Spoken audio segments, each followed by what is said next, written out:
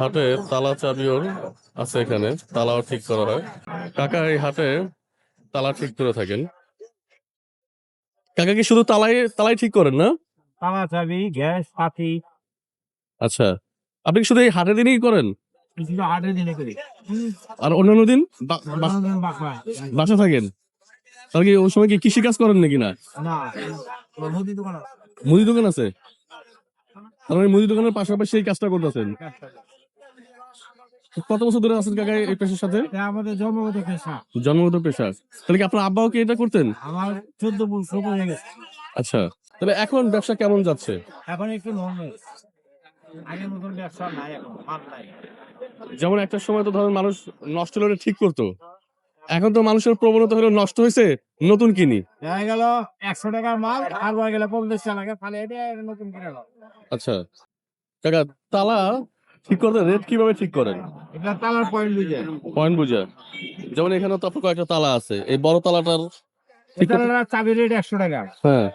এগুলো 100 টাকা, আচ্ছা, এগুলো আছে 150 টাকা, এগুলো আছে 50 টাকা। এটা বিভিন্ন ধরনের আইটেম। এক এক রকম তালার এক এক দাম। আমার চাবি 400-500 টাকা পর্যন্ত। 400-500 টাকা আছে, তাতে এটা তোমার আরো ভালো তালা হইতে পারে নাকি? তাহলে আরো উন্নত। এই চাবিগুলো কই থেকে আনেন আপনারা? এখানে ঢাকা চক বাজার। চকবাজার থেকে? তো চকবাজারে যান কতদিন পর পর? এখানে যাই আমরা মাসে একদিন যাই। মাসে একদিন? বাইরে আমাদের হোটেল আছে, এখানে দিয়া যায়।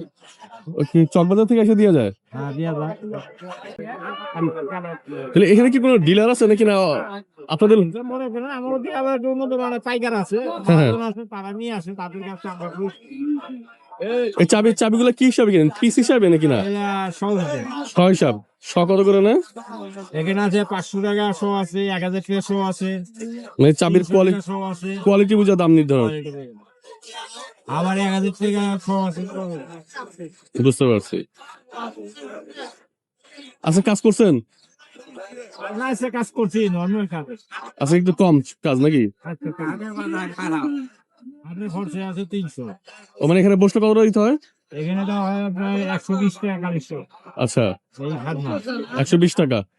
আর কোনো টাকা দিতে হয়? তারপরে গাড়ি ভাড়া, সাবল, হোটেল খরচা আছে, 200 টাকা জায়গা। আচ্ছা, আসা যাওয়া মিলে তাহলে 300 টাকা খরচ, তারপরে হচ্ছে আপনার ইনকাম। তারপরে